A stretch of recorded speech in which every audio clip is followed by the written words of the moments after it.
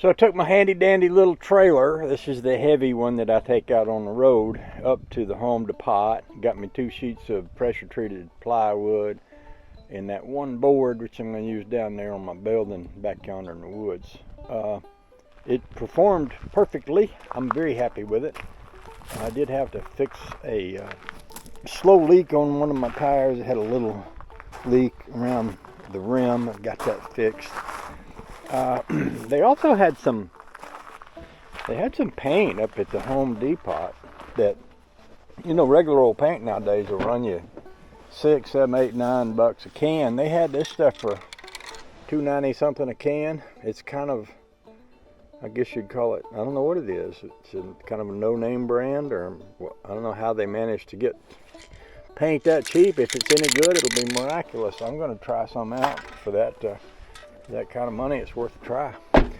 So I like this very good. I'm going to have wound up with both of these sheets of plywood on my trailer. The other trailer is a yard trailer, but I'm going to fit one of those onto it too. So I think what I'm going to do is take the plywood off and paint it. I've got some gray enamel, and I might paint that plywood all over with gray enamel to help protect it, because it's going to be out in the weather. And while I've got that off, clean the trailer up and probably pull the lights off and the tires off. Either that or tape them up where they won't get paint on them, and then spray that with some of that black paint there in the car. When we get through, it might look pretty cool. These sheets of plywood are a little bit less than the size of the frame of the trailer here, as you can see.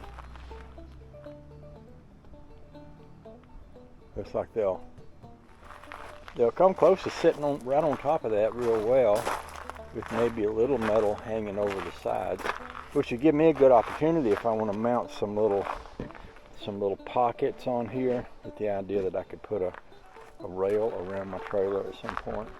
So I'm going to unstrap it and figure out where I'm going to do this at, and we'll get with painting some stuff. The Studebaker's in here, and it doesn't look like it's raining today, but it's supposed to rain tomorrow. Now tomorrow is also the day of the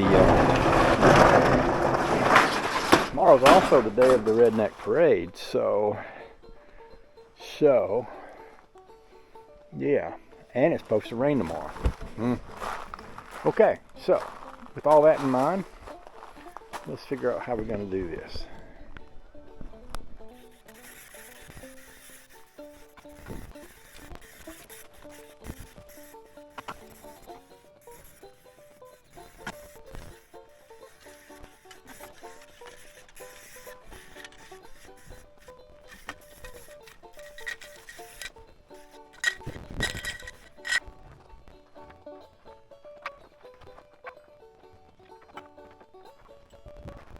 Okay, that's one can.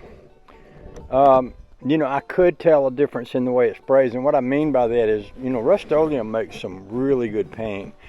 I bought a can the other day. It sprayed longer and better than anything I've had so far, and it was more expensive, probably $7, $8, $9, I don't know, something like that. But it did a really great job. And you know, sometimes we come to expect that when paint gets better than it used to be. Let's see if I've got the can up here that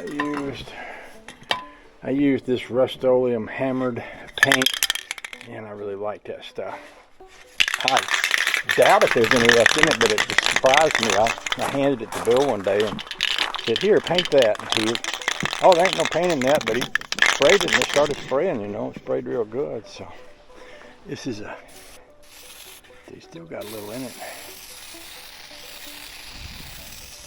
So no doubt, I mean, if you pay 3 times as much for paint, no doubt it's going to be better. And I don't know if I'll ever see cheap paint like that again or not, but I thought, well, it's worth giving a try.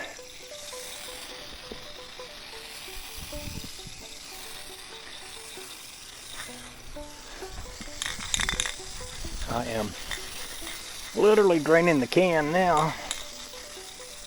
That surprise, like I say, Surprised I'm still getting paint out of it.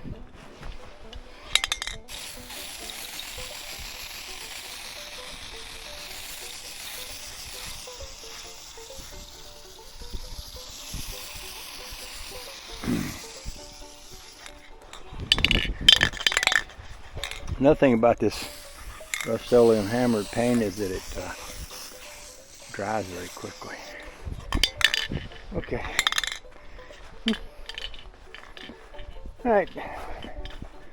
So I'm still wondering where I'm going to set these pieces of plywood to paint them.